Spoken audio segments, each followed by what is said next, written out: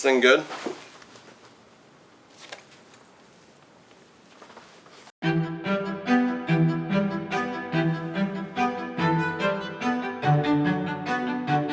Alright, so I started reading comics when I was about 5 years old.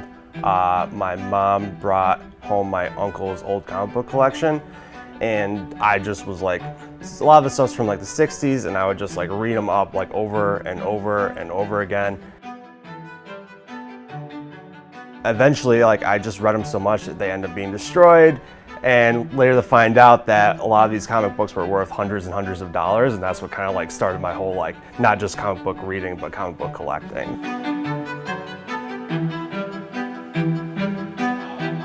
I would like to say that I don't know if this is like a phrase, like I'm not gonna like quote Uncle Ben or anything like that, but I think it is amazing that an 85-year-old and a 7-year-old can walk into any comic shop and they can have a full-blown conversation about Spider-Man, Batman, all those things. I think it's so hard for the younger generation now to relate to the older generation, and I think comic books is like one of the few things that like everybody knows. We all know the origin of Spider-Man, Batman, Superman, so I think it's a beautiful thing that we can kind of like break the age gap and like kind of come together and like be able to talk to each other and have conversations.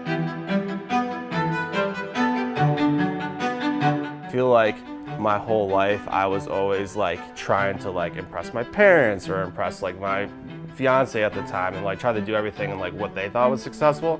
And so when we opened the doors and I saw a line of people coming in, that was like oh my goodness, like this is real, I can make this happen. So it was almost like relief, honestly. I don't think I was nervous at that point.